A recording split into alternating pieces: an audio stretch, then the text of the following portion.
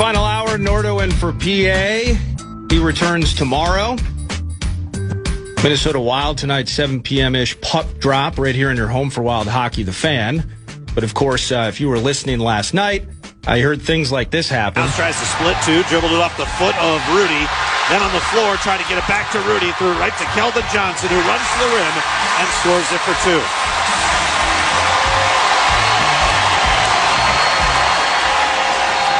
Three turnovers on Anthony Edwards. It's been a disastrous second half of the third quarter. Yeah, indeed it has. It was. The team's just clowning themselves. 126-97, the final last night. Joining us, a new voice, at least to our show, Jared Weiss, who covers the Spurs for The Athletic, at Jared Weiss NBA via X. Joining me now, just first and foremost, before we dig into things, nice to meet you, and I really appreciate you giving me some time this morning, Jared. Oh, absolute pleasure. You're a friend of John Kay's. You're a friend of mine. I'm happy to be here. No, I love that, too. John Krasinski, so awesome at what he does, regular contributor to our station. And I said, hey, Spurs series coming up, like, who are the people that we need to be talking to? And he immediately said, Jared's our guy. So here we are, and I'm glad it worked out. And we'll just start with this. It felt like that first quarter last night, Jared, was just Wemby saying, hey, miss me, boys? Unbelievable for Wembanyama in that first quarter, dropping 18 on the Howl. I mean, that's the thing that great players do, and Ant is capable of doing that as well.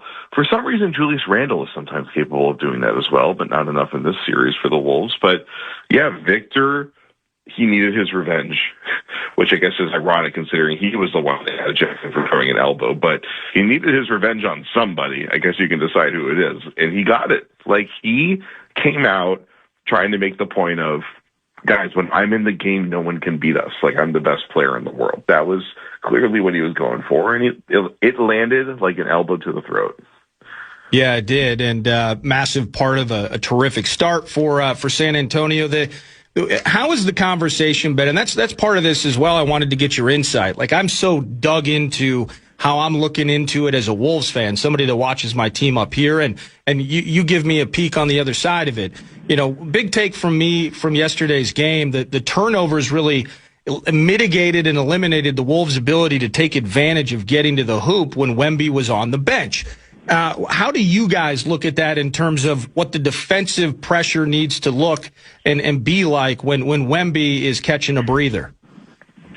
Yeah, the big thing that the Spurs were able to do differently this time, and it was really in the second half stint, and I think maybe this is just something that the Spurs coaching staff reminds them of in halftime, is when Wemby's out on the floor and Luke Cornett's out there, the Spurs are super reliant on their ball pressure defense to be great. That's when they need to press effectively without getting taken advantage of. They need to make sure they're on point with all the pick and rolls and stuff. They need to make sure that they don't let Ant get 2 feet into the paint. And the reason why is that Luke Cornett doesn't have to step up. It doesn't have to leave Rudy Gobert's body at that point. Yeah. And the Wolves won Game 4 because Cornette had to keep leaving Rudy Gobert or Naz Reid or whomever underneath the hoop in order to help stop Anthony Edwards. He had to step up just a little bit, and then Ant could play over the top to him. And Luke Cornett's a good defender, and he's 7'2", but you can still play over the top to him. Well, you can't. The ball can't go up in the air because Wemby owns all that space. He's like, you have to pay rent and everything to put the ball up there. It's not, you're not allowed to do it legally. And so Cornette didn't have to leave Rudy Gobert's body in this game because the Spurs guards defended better. And the game really fell apart when the Wolves kept trying to throw the ball up over the top again to Rudy, and Cornette was all over it. He kept deflecting it. They couldn't get anything done, and Rudy became pretty ineffective in that game. So the Wolves are going to have to counter Game 6 to keep the series alive by finding more creative ways to run different types of screening actions to get their guards downhill, or maybe even change the lineup so that they can have Shannon and they can have Sumu playing more against second units so that they can have more of an advantage and win the game that way. Because it appears, and this is why the Spurs have an advantage here and have a good chance to win the championship, if like your time to beat them is when Wemby hits the bench. You have to destroy them in those minutes, or else it's going to be really hard to beat them. Yeah, and then the Wolves just malfunctions on our end, on the Wolves' end, and turnovers, poor shot selection, etc. They're not doing enough of that. Now, as part of that ball pressure, I want to focus on Dylan Harper for a moment. It's got to be in the blood, right, with Ron and Ron Jr. I think Jr. must be, maybe he's in Boston, and I might be wrong on that. But yeah, he is playing pretty well there. Yeah, okay, so family affair as it is. What was when they drafted him, and I'm starting as an outsider to San Antonio's universe, I'm thinking, man, you guys got like 30 guards on this team. What's going on with that? Clearly, there's a method to the madness. But Dylan Harper, what was the expectation for his ability to contribute early or not early? And has he exceeded those expectations as an outsider? Again, I'm a big fan of Dylan Harper. It's hurting my team, but unbelievable performances by him on a nightly basis. Yeah, I don't think when they drafted him this year, they expected him to be the third best player on a championship team. So what he's doing is rare. I have to go back, I guess. After this call, I'm going to go research this. He's 20 years old, and I would genuinely say he's been like the third best player on a team that could win the championship. I don't know if that's ever happened before. There's been some rookies, especially like back in the 80s of Larry Bird and Magic Johnson and all that, but I think they were a little bit older, right? So that for a kid to come straight into the league as a teenager and already be playing at this level, like he's basically playing like Manu Ginobili right now. And I just saw while I was getting ready for this interview that Manu was tweeting out highlights of Dylan this morning. Like Manu's his biggest fan, basically. So what Harper's doing is unbelievable. Listen, the reason they drafted him at the same time that they paid De'Aaron Fox a supermax is he's a can't-miss prospect. And I know Concanipple had a better rookie season, and Concanipple honestly would fit this current team perfectly. It would really fit any team that has Victor Wembanyama on it perfectly. But Harper, ever since he was like 16, it became clear he has this footwork that's just unmatched for any player that I have seen coming into the NBA. I just haven't seen a guy, or I should say in recent memory, I haven't seen a guy in recent memory that manages the floor as a guard the way that he does at this early of an age. It's truly incredible. And he seems like he's going to be like maybe even a first-team All-NBA guy one day. He's at least probably second-team All-NBA guy. He's going to be a top 10 player in this league. His feel on both ends of the court is just completely off the charts. And now that he's shooting the ball, now that he's shooting the ball well, I don't know what's going to happen, but he's going to be an incredible player. Yeah, he absolutely is. Chatting with Jared Weiss of The Athletic, covers the San Antonio Spurs. You can follow him at Jared Weiss NBA via X. And, my favorite team's down 3-2 in the series, Friday Night Lights at Target Center. But I'm really loving this perspective from the other side of the fence, Jared. And I want to take this to Mitch Johnson. I don't know a lot about Mitch. Just impressive in terms of, in these series, as tense as it can get, the unicorn that Wemby is, still got to execute. You mentioned it, hitting his shots, and Spurs find these scoring lulls at time, but they get their act together in the right moments. But tell me a bit about Mitch Johnson in terms of how he organizes everything that we're seeing. Well, he's very balanced. I mean, the irony is this team does have some lulls, but I do think that they've been incredibly consistent and maybe the most consistent team in the league. And his temperament and the way that he holds them accountable is very much a big part of that. He's really good at, he never gets high or low. He always, whenever someone's playing great and we're singing their praises and we're like, hey, wasn't that guy so amazing? He was like, yeah, if that guy could do things like that all 48 minutes, then it would really be something. And it's not just the role players. Like, that's Wemby. He will be like, yeah, Wemby had a great game. We hope we can see that from him for all 48 minutes next time. As we're sitting there being like, yeah, Wemby just broke another record. It's like, it doesn't matter. He really is good at being consistent about holding these guys accountable. Yeah. And that's allowed them, as such an incredibly young team, to be able to flourish. So he deserves a lot of credit, and I don't know how many coaches in the league would have been the right person to handle what they've done this year, but he really has struck the balance perfectly. Speaking of balance, this just pops into my head, though, with Popovich. I mean, it's HOF, he's OG, the whole thing, right? But having to step away as he did, how is that balance in terms of Pop as a resource, but Pop not maybe hands-on, loudest voice in the room, if that makes any sense?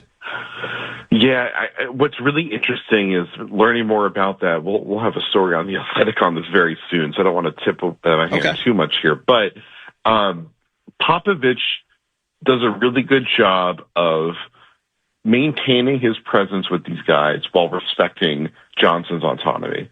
And so you see, like, he'll show up, he's around a ton, but he's not getting in the way. He doesn't do anything while they're practicing, at least in the parts that we see, which is really just the shooting part. We don't get to see the real practice part. Yeah. But like, he just he sits on the sideline and people come to him and he gives them advice.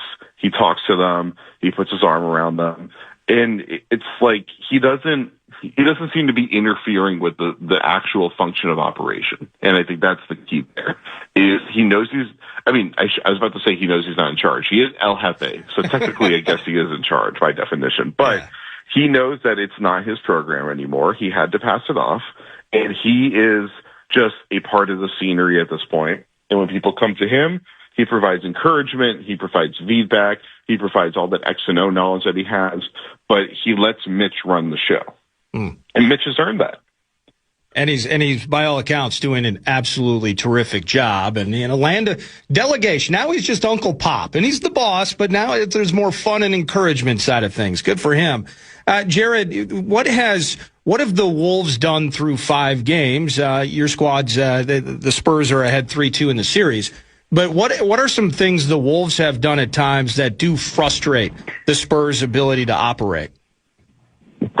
Oh God! I mean, listen.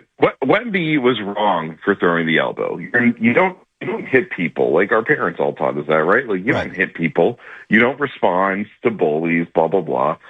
But I mean, the Wolves push his buttons hard. They do everything from they do a lot of wrist grabs.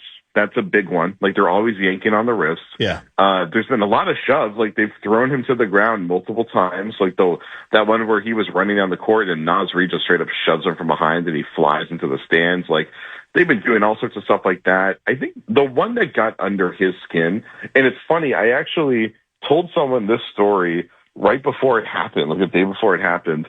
I remember when I was a kid, I played like in a travel league that was not very even, and we were playing. I was like a 10th grader. We were playing this team of 8th graders from Providence, Rhode Island, and there was a kid who kept elbowing me in the head every single time I went up for a rebound, just like Wemby did.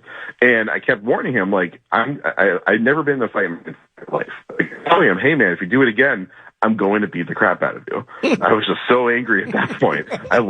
He did it again. I lost my composure and I grabbed him and I slammed him against the padding on the wall and tried to beat the crap out of him, but they kicked me out of the game. So basically the exact same thing that happened to Victor. And I was a 16-year-old playing a 13-year-old. So I was certainly in the wrong, even though nobody could blame me for doing it. But I knew I was wrong, and I apologized, and I took accountability for it. And it was a low-stakes game. It didn't matter anyway, so who cared? But, I understand where Victor is coming from. Not quite on the same scale, of course.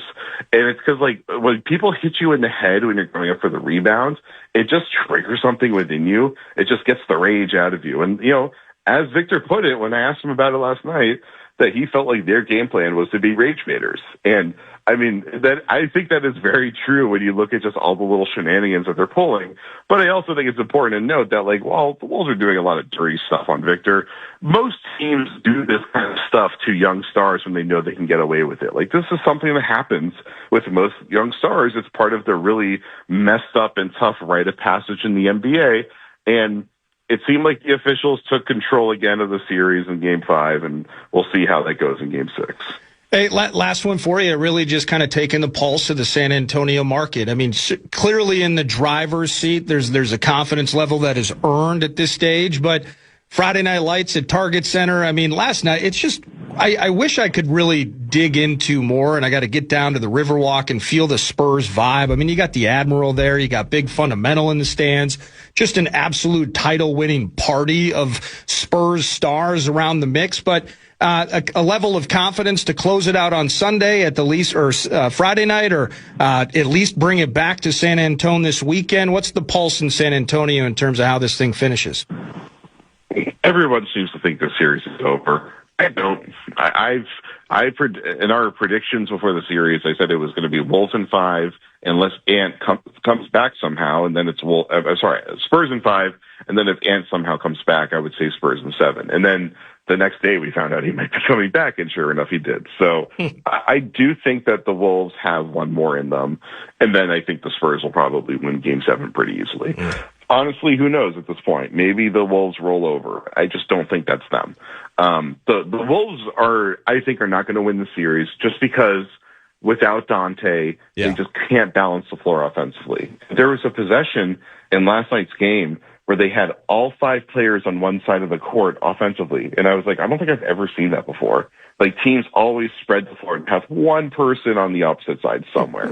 And it just shows that their balance is out of whack. Without DiVincenzo, they just don't have that shooter that forces the Spurs defense to stay wide. Yeah. And it really, really, really hurts Minnesota's ability to just keep up in the games in half court. And the Spurs defense is really, really good, and their ball pressure is really good, and they are great when they get out and run. It's just hard to compete with them. So I just don't see the Wolves pulling this out at this point now that Victor's back out there and he's playing really well. I really enjoyed our conversation this morning, Jared, and it was nice to meet you, chat with you this morning. Appreciate the work you do for The Athletic, and we're going to be following you the next few days. Hopefully hopefully I get 2 games out of this, but it'll be back here one way or the other Friday night at Target Center. Thanks so much for your time, man. Great to talk to you. Thanks for having me. Cheers. That's Jared Weiss of The Athletic, at Jared Weiss, NBA via X, covers the Spurs. I was kind of disappointed. I mean, he was talking about, you're banging into Wemby. Loved, again, getting back to the things. I read that Julius Randle quote. Just patience and sticking with the things that are working, finding that. Yeah, stick with the freaking game plan. Totally agree with you, Julius. But that Nas drive where he sent Wemby 5 feet backwards, easy lay-in, just finding more physicality, dirtiness, etc. I mean, Rudy's been getting his booty kicked. Rudy's booty has been kicked, and physically, just absolutely, it's been a physical series. So I don't see, one team necessarily doing it so much more than the other. The only thing that happens to stick out is that Wemby did send Nas Reed to the hardwood with that nasty elbow. And he paid his penalty, and now he's back in it and absolutely cooked us last night. Hopefully that doesn't happen on Friday night. But huge thanks to Jared. Awesome dude. Thanks to John Krasinski for the connection piece there. Your talkbacks and text messages will continue throughout the final hour, but we do have Wild Joe Radio, Joe O'Donnell in Denver, a 2-topic Wednesday as it is. We've handled Spurs Friday night. We're going to handle the Wild tonight with Joe O'Donnell and at Wild Radio Joe. And let's scramble for a keyword here. The Fan. There we go. The Fan. And BigDeck.com want to give you a shot to win some bonus bucks with the National Cash Contest. This hour's keyword is family.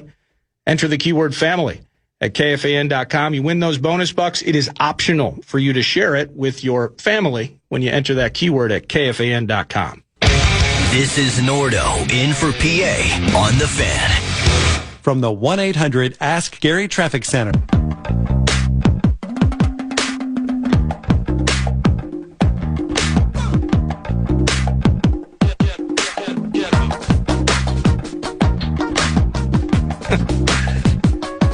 Brett Blakemore in studio during the break, telling me about some Spurs of a different flavor. But this ain't soccer. This is hockey. And I want to stick on point, on topic with Joe O'Donnell at Wild Joe Radio, voice of your Minnesota Wild. Game 5, Wild and Avs at Ball Arena tonight. Puck drop will be shortly after 7 p.m. after a little Fallness Festival pregame to start. Joe, how you doing, man? What's up, Nordo? I'm doing good, buddy. Yeah, it's a beautiful day. I'm talking with Russo earlier. In some ways, it feels like you're eulogizing a team in a season before an elimination game has even taken place. But just kind of getting the vibe from Heinze and company out there in Denver. How are you seeing things as we get closer to puck drop this evening? Well, I'm just hoping they come out and give it their all, right? Play a strong game. Hate to use cliche 60 minutes, consistency, but they've proven they can play with the Avs in the series, and just haven't gotten enough of it in stretches of games. Like Game 4 was disappointing for me because it was right there for the taking with 10 minutes left in the third period or whatever. It's tied. But that felt like it slipped away. Obviously, Game 1, for as poor as their start was, they had a lead in that hockey game. So there's been opportunities for the Wild to have more than one win in the series. They haven't done that yet. They haven't claimed it. They haven't gone out and gotten it. But I don't think by any stretch of imagination this series is over. I think this team's got a great leadership group. I think they're going to respond in a big way tonight, and I expect them to come out here and lay it on the line and see where the chips fall at night's end. Yeah, I think they have a great leadership group too, Joe, and I'm glad you put it that way because the conversation focus since the Game 4 loss has been about Heinze and that quote about conscious decisions to not play a certain way to win that game. And now backs are against the wall, and you're picturing, assigning flights out of town to glorious beach locations and getting the golf clubs all cleaned up and everything. It doesn't feel like that with this group, and it doesn't seem like the coach's comments were something that the dressing room took and got angry about. It sounds like everyone kind of co-signed on the idea that Game 4 was really just a sad disaster that slipped through their hands. Yeah, I would agree with that. I don't think, I was initially, sitting in that room listening to John Heinze after Game 4. I was kind of surprised that that's how he phrased it, but I didn't disagree. That's the head coach. If he felt like his team just, I think the quote from Marcus Foligno was a brain fog. Like if for whatever reason they didn't get to their game, if they didn't stay with that approach that has found them some success in the series, and that's kind of on them, and I expect them to respond tonight. I really do. You got some guys in this room that have been challenged in previous years, right? The core group having not gotten out of the first round in forever. Well, they punched that, they checked that box this year. So they took a step finally. But you also have some guys that have won Stanley Cups in that dressing room. You have some guys that have gone to the conference finals in previous parts of their career, so they know what it takes to get here. And I think they know they have a special group. I think they know this is a team that had a great regular season, that is one of the top teams in the league, that can play with anybody. Like, there should be belief this year that, with the makeup of this locker room, with the star power they have, with the young goaltender and Wallstead playing so well, that this series isn't over. And I do expect them to have that approach tonight. That doesn't mean Colorado is just going to let them take it, right? But I expect this to be a great hockey game. I really do believe the Wild are going to come out and play the best of their ability and really make it hard on Colorado tonight and see where, where it comes out, where it shakes out at night's end. Yeah, I've been battling myself mentally with the perspective of, do you guys not know what was potentially at stake in Game 4? Do you not realize what's ahead of you if you get out of this series? You drop a bit in class. The matchups against Vegas and or Anaheim are infinitely better than what you've just endured. And just the cup or the final itself being in reach. Well, the Avs have been best in class all year. Like Bednar and company know that too. And so I've just been trying to keep that perspective here, frustrated with how things work, but understand that even if everyone's healthy, this was always going to be an Everest-like mountain, or it's in Colorado. Let's go with Pikes Peak. It was going to be that type of mountain to climb, Yeah, no, again, perfectly said, because as much as this would be disappointing to, say, lose tonight, lose in 5 games, again, you've got to look at who you're going up against. A team with 121 points in the regular season. By the way, the most they've ever had in a regular season. You think about all their success in the playoffs for 9 straight years now. They just won the Cup in 2022. You weren't the favorite in this series for a number of reasons. Doesn't mean you can't win it. Doesn't mean you can't take it to 6 or 7. But it was certainly a tall task to ask. No matter how this series played out, there was going to be either your flowers coming your way or obviously disappointment if you don't move on. But I don't think it's anything to be ashamed of if you don't win this series. But with all that said, I do believe that this team knows they can win tonight and bring the Avs back to St. Paul with them, which is something, Colorado wants no part of. But I've always looked at it like this. The Wild are getting on a plane tonight to go back to the Twin Cities regardless. You might as well bring the Avs with you. You might as well lay it on the line. No, I like that. Joe, what do you think about this? First elimination game the Wild have faced, of course, beating the Stars in 6, and now here we are tonight, 7:00-ish on the Fan. You're home for Wild hockey. The reflexive instinct in spots like this to just get weird. We're splitting Faber and Hughes. We're just going to load up with number 97 and number 12, and we're just going to toss them at it in double shift all night. Or do you see something like that being in the cards? Just empty the bag of tricks, gentlemen. Or, to the way that things have been framed up, the quotes and stuff that I've heard, that it's been more about kind of managing the focus, again, of making conscious decisions to play the right way. I think you got to see how the game unfolds. I don't think you start with, completely emptying the barrel or whatever the phrase you want to use is. I think you see how the game goes. If you're playing with the lead, you don't change a thing. Yeah. If you're down a goal or two, second period, then maybe you start to see, all right, we know that now time is essentially a factor in our season, right? So I would probably, if you're John Hines in the group, stay the course. You had a great year. You got here for a reason. You've given the Avs fits in the series for a reason. I'd stay with that. Try to get to your game early, see what happens, see how the Avs respond.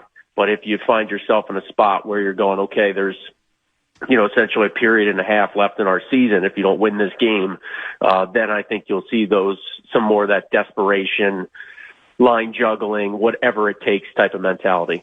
No, I like that. I like that. Good point on your end. And, let me hit. So this is it's an odd thing because it matters in the now, but it just kind of pops in my head being future focused. Let's win game 5. Let's not look ahead, or at least the team can't, but I will for a second. The Wolves and the Avs, the Wild and the Avs are similar in the regard that Blackwood was kind of their preferred guy between the pipes for the most part this season. And Wedgwood kind of plays him into a spot where he played the first so many games of the postseason for the Avs. Now it's back to Blackwood.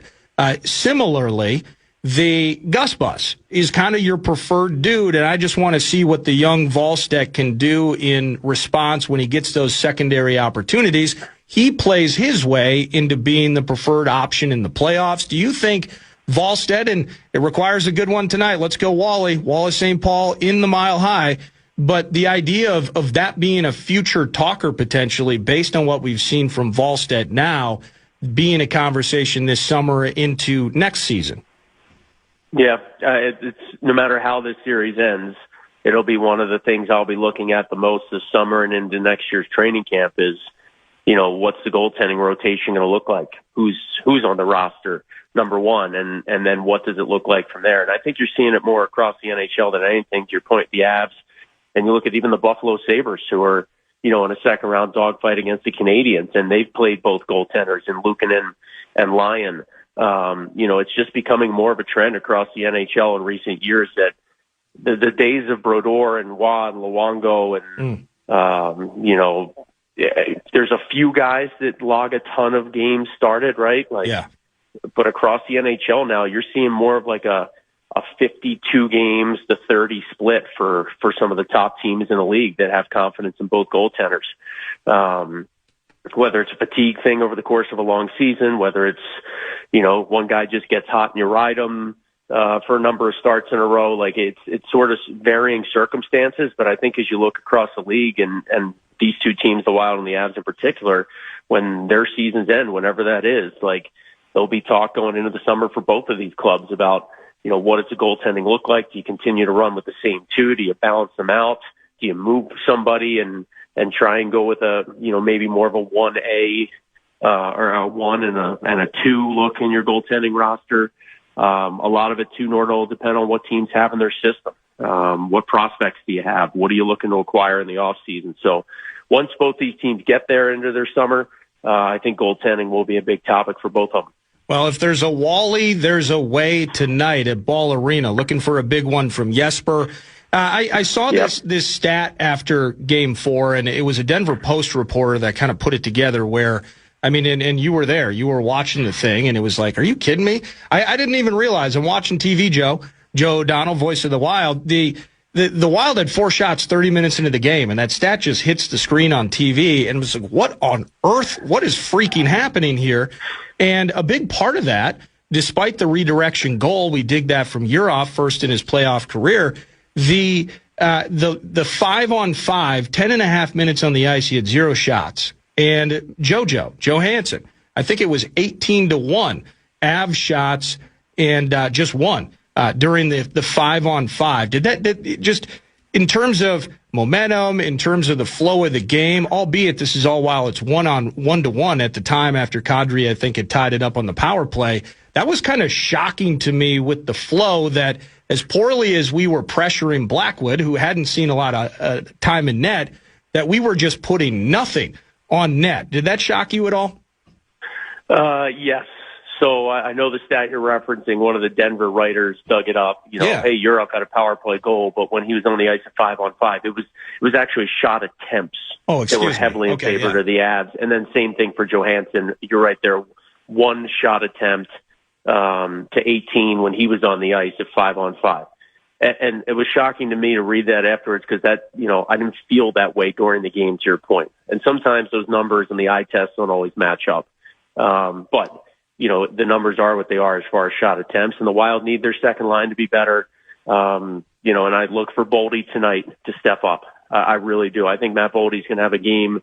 He's not going to go quietly into the night. And I really think that Boldy tonight will drive that line to be a little bit better at 5-on-5. And I'm a big believer in his ability to step up in the big moments. So we'll see where it goes. Again, I have a hard time believing with as much character as this team has, for as much as they've been through this year, they haven't always made it easy on themselves. But between their star power and the guys that have been around the block, like Colorado might win this game, but it's not. I don't see any way that the Wild don't put up a heck of a fight. No, I'm with you on that. Excited to hear from you and Tom on the call this evening. My last bit for you has nothing to do with hockey. Your Eagles are at Tottenham. You like these international games? You're facing the Jags in October. The international games were released. Maybe a chance. You'll be probably working at that time, but your Birds are at the Jags with our guy Jonathan Grenard. International game. You like those? I'm not a huge fan of them, Nordo, to be honest. Mainly because I'll probably never make the trip out there to go see it in person, and you got the 9 a.m. kickoff bit or whatever it is. Oh yeah. Not a big fan of that. But the one thing I will say, since we're going off topic here, I've seen a little bit of slander on social media sites about my hometown not being a good sports town. And, these ESPN shows, they need some content. So let's throw a dumb question out there and rant about it. That's got my blood boiling today. Whoa. All right. I don't care how many Knicks fans came in to watch a game against the Sixers. That happens, driving me crazy. No, let it out. A great sports town. Any of the haters, they can pound sand. And I got to only say pound sand because I'm on radio. But I saw this bit going around on Twitter and people questioning Philadelphia. Come find me if you got an issue. Well, I didn't see a lot of this. Now, I know, obviously, the Sixers were swept. Did Embiid only play in the first game? He missed game 2 of that series. So, I mean, but it's the whole deal is obviously a lot of New York fans traveled down, they got tickets, and they turned it into a bit of a home game. And that's obviously disappointing. Any town you're from, any fan base, if other fans come in and take over, you're obviously embarrassed by it, right? It's a little disappointing. But, to start questioning a city's fandom over a game where 5,000 Knicks fans came in and bought tickets, give me a break.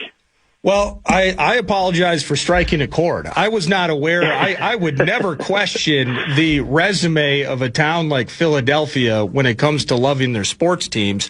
I've been able to see it in person, and I can vouch for it. Joe. Hardcore of hardcore sports towns, Philly does not look up to many. There's no doubt about that. But thank you for finding some time with me on a game day, my friend. again, as I said, I'm looking forward to hearing you guys call the game tonight on the flagship, and let's come back, like you said, let's come back with the Avs, with the equipment bags, and get one more in St. Paul on Friday night, my friend. All right, always appreciate the support, Nordo. Anytime, buddy. And again, like if you're a Wild fan out there, just enjoy this one. I really think the team's going to respond and make the fan base proud tonight. No, I dig that. Have a great call. We'll talk to you soon, man. All right, see you, bud. See it. That's Joe O'Donnell, voice of the Minnesota Wild. He's defending Philly, and he's defending our favorite hockey team. Season on the line tonight at Wild Joe Radio via X. You'll hear him and Tom Reed on the call. Puck drop shortly. Let's just call it 7:10. Let's call it 7:10. And we'd love to hear the national anthem, but Kevin Fallness doesn't want us to, so we'll join the action with about 20 seconds left in it. And then, hopefully, the Minnesota Wild do not go quietly into the night. They got to play the Independence Day speech from Bill Pullman. Just play that in the dressing room tonight. They'll run through a brick wall for you. Josh Manson, look out. Best of luck. Wall of St. Paul, Game 6, Friday night, Grand Casino Arena. Let's do the damn thing. Eric Nordquist, filling in for PA on The Fan. You're regular. Hey, what up, Nordo? Hey, what up, Max? So nice hearing you, even though it's just on a little shot here and there, but it's still nice hearing your voice. Welcome back, my guy. Know you've been through a lot, and we've been missing you. But hey, guys, I just been saying, I think people are taking this out of context. It's the three guards with the Spurs, Castle, Harper, and Champagny that have been housing us. Hey, thanks for the talkbacks today. Thank you for that talkback. Little love for Maxo, grinding through it. You're finding your way closer and closer to health, right? Every day I'm trying to get better. You know what I'm saying? I know all the women around the Twin Cities are weeping that my mouth hasn't been working for the last month, but I appreciate the support and love from the listeners. I really do.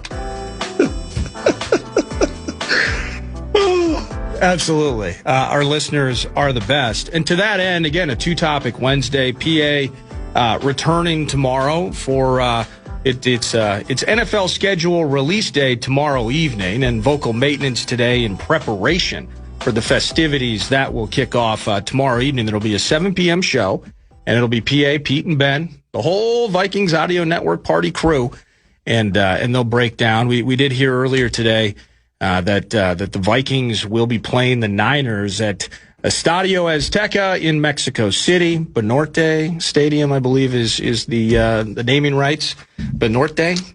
Hopefully I'm saying that correctly. Between now and November 22nd, I will have a chance to jump back and reconnect with those 3 years of Spanish I took during high school in Mankato. To that talkback, though, love for Max, but also I'm glad you mentioned that. I tried to bring it up a bit with Jared Weiss, who covers the Spurs for The Athletic. You heard him at the 11 o'clock dot. Also during the first hour with Parker, is what they are able to do. And, joking around, Jared's like, man, they're taking a lot of shots on our guy Wemby. Well, Stephon Castle basically fouls the defender almost every single time he attempts to drive to the hoop. It has been a physical series that has gone both ways. With that said, Stephon Castle is terrific. And Dylan Harper, not that he didn't have the chance to evolve. You take him that high in the draft, Spurs feeling good about him. I joked with Weiss saying, hey, what are we doing with like 40 guards on the team? How's that going to work? It's working. Dylan Harper has grown up in a freaking hurry. Ron's kid is unbelievable, both from a defensive standpoint, what they're able to do at the perimeter on our guys, how quickly they work with those doubles, how connected they are defensively. It is so impressive. And it is, again, Castle, it's Harper, Champagny, and timely threes in various spots. Sure wish we had some timely triples in our pocket. Maybe we do Friday night. But there's a very, very good point that you made there in that talk back. Appreciate it. Good morning, Nordo. This is Kenny in Duluth. Hey, Kenny. And good morning, Max. So my take on the Wolves is I totally agree with Nordo's take on getting in the paint when Wemby's sitting on the bench. However, one thing that strikes me, especially in the last game, was the lack of second chances when you're in the paint, trying to get those. Yeah. No, I Kenny, in game one, and it's kind of disappeared. A couple of things that you can look at over the course of this series. Early foul trouble for Jaden McDaniels and how that's impacted some things. Just the shot making. Randall's box scores have been absolutely atrocious. I mean, there are themes through this series. One of them points in the paint. In game one, while, nationally they're talking about, you can tell it was a triple-double with blocks game one, if I'm remembering correctly. I think it was like 11, 14, or 15, and then 12 blocks. I think that was the case. But yeah, you're right. Okay, perfect. But to that, while the national people were in awe of that, as they should be, what we weren't really talking as much about was the fact that I think 4 or 5 of those blocks ended up being rebounds by the Wolves and buckets for the Howl. And the conversation out of game one was attacking him more intelligently. We don't want to see it. You don't want to get blocked 12 times every freaking game, but if you can find ways to be physical with him, move him, force him to expend more energy in tough spots, that can lend to good things later in games. It worked in game one. And just like this Julius Randle quote, I keep going back to it. I hope he's listening to himself. Just didn't have the discipline to do what was working, Julius said. I pulled this from Dane Moore's X account last evening. Offense is tough to come by, so when we find some success in something, we've got to keep with it. We just got to have the discipline and patience to do it. You got an extra day off, gentlemen. Can you find that discipline and that patience into Game 6? My optimism level in terms of this looking different, I mean, we're talking like wholesale changes in terms of how... I mean, you have guys running into each other on the court. How many times did Ant have to adjust as he's moving around the perimeter to give room to his own teammate who's trying to find a place to be on the court? There's no space, and a lot of that is on us. But while I don't see this being the most disciplined and patient team in the NBA on Friday night, I still personally feel like Ant's got one more in him. Those knees, oof. Trouble. Can't wait for him to get healthy. But where I'm not going to say this could be a Randall game on a Friday night, Rudy could suddenly become uber productive. Conley finds 4 or 5 threes. In the end, I need an Io game like I got last night, and I need an Ant game like we got in Game 4. That's what I need. If those two things happen, if Io is active as he is, I forget how many rebounds that he ended up with, just box score chasing here. His, let me see, the 9 boards, 4 dimes, a couple of steals, 3 steals, and 2 blocks. If he's as active as he was last night, if he's that active on Friday, love it. But we need one more night, bright lights, target center. And that, I believe, is what tells you whether the series is over or you're headed back to San Antonio on Sunday for Game 7. Thanks so much to Max for producing. Parker Fox in studio to open things up. Jared Weiss, you heard from him at 11. Russo from Denver, and, of course, Wild Joe. It's all on the line for both teams. But let's handle one at a time, shall we? The Wolves can wait. The Wild's turn is tonight. Puck drop shortly after 7 p.m. Joe O'Donnell, Tom Reed on the call. Game 5, Ball Arena, down 3-1 in the series. The bottom 6 got the message the other night. Can our big-timers show up this evening? Looking forward to it. Thank you so much for the talkbacks and texts and for listening to 9 to noon. PA rejoins us again tomorrow. Have an awesome afternoon. Thanks for listening to The Fan. The program is next. Podcast today's Paul Allen Show, or listen back to previous show and interviews by going to the iHeartRadio app or KFAN.com. From the 1-800 Ask Gary